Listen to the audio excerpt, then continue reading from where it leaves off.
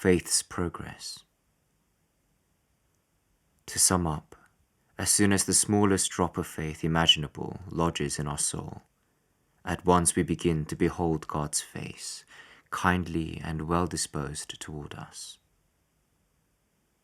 True, we behold it from afar, but with so unerring a gaze that we know we are not deceived. Then, because we make progress as we move ahead, that we must continually do, our view becomes clearer the closer we get. With perseverance too, our knowledge becomes more intimate.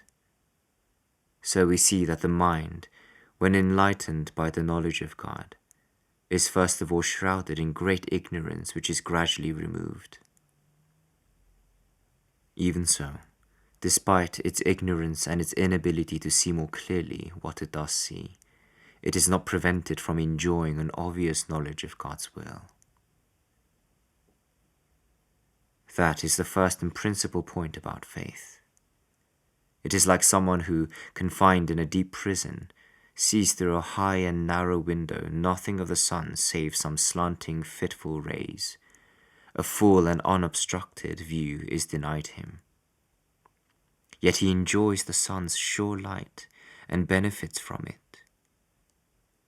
In the same way, although we who are held in the prison of this earthly body are surrounded on all sides by much darkness, if we have the tiniest spark there is of God's light, which reveals to us His mercy, we are sufficiently illumined so as to have a firm assurance. Both these things are plainly taught by the Apostle in various places. When he writes that we know in part, prophesy in part, and see darkly as in a mirror, he points out how small a portion of God's wisdom is accorded us in the present life. But he also stresses in another passage how great is the certainty we have in the least drop of faith that we possess, declaring that through the gospel we openly behold God's glory with no impediment, so that we are transformed into His very image. Of necessity, given our ignorance, there will be many scruples and fears, since our heart is by nature inclined to unbelief. What is more, trials will arise, countless in number and of different kinds, which will hourly beset us in extraordinary ways. Most of all, the conscience, weighed down with its load of sin, first laments and groans within, and then accuses itself. It is at one time silently pricked, and at another openly tormented.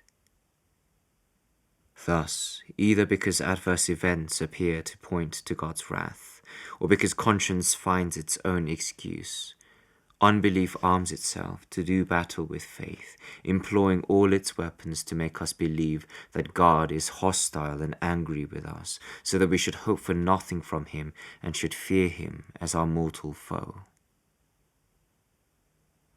To withstand such attacks, faith is equipped with the Word of God.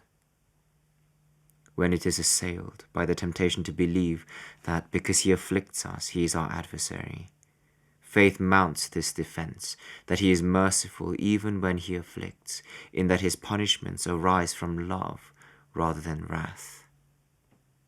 When burdened by the thought that God is a just judge, intent on punishing all iniquity, faith raises this shield, that there is mercy ready for every offense when the sinner turns to the Lord for leniency. In this way, the believing soul, however sorely it may be troubled, in the end surmounts all difficulties and never allows its trust in God's mercy to be lost or snatched away.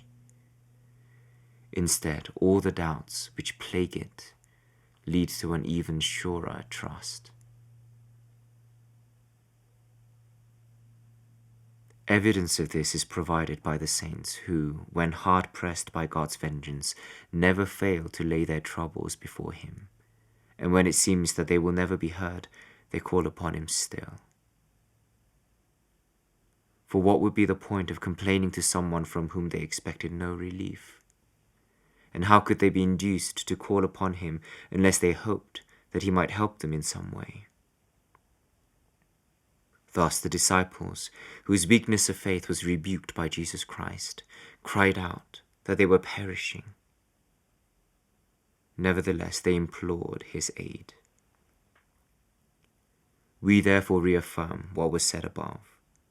The root of faith is never wholly torn from the believing heart. It always remains firmly planted there.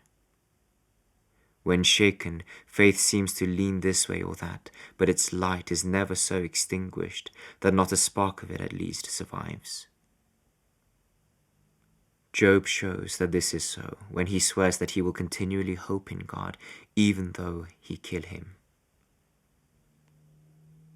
So it is that the saints have never more cause to despair than when, from their reading of present events, they sense that God's hand is raised in order to destroy them.